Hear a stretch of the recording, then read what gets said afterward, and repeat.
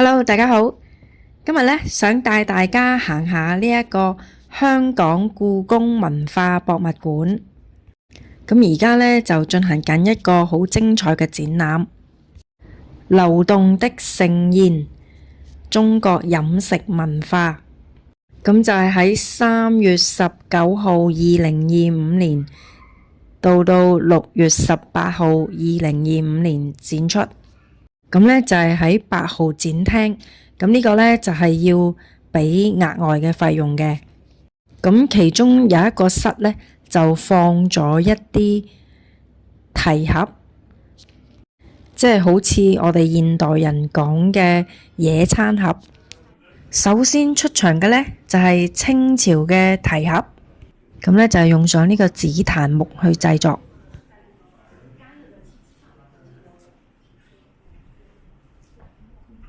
哇！呢個呢就係葫蘆嘅提盒，就係由呢個竹織出嚟嘅，就係清朝嘅雍正年間製作嘅。咁你見到呢就有啲漆器啊，咁啊亦都有啲係烏木嘅餐具，同埋用銀做嘅湯羹。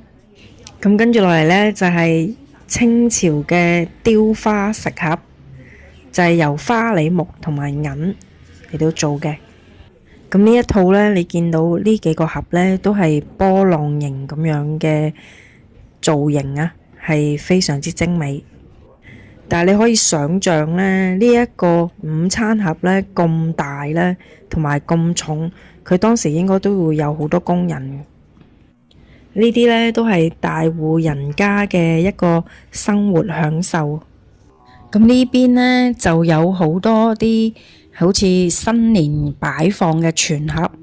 咁首先見到嘅呢就係清朝嘅黑漆描金全盒，咁就配有龍鳳同埋山水紋嘅圖案。咁你見到個托盤呢係成朵花咁樣嘅，一個個花瓣呢個小碟呢係非常之精緻。咁再嚟呢一個呢就係清朝嘅紅漆器配上玻璃同埋玉啊。咁個圖案呢就係蝙蝠。咁最後一個呢就係明朝嘅萬曆期間嘅五彩瓷全盒，咁有龍鳳圖案。咁入邊呢通常呢就放一啲乾果啊，同埋一啲小點心。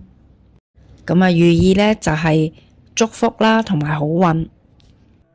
咁呢個呢就係清朝嘅文具盒，咁個表面呢就用咗瓜同埋蝴蝶嚟到做呢一個鑲嵌，材料呢就係紫檀木同埋玉。咁呢個呢就係海水龍珠紋提盒。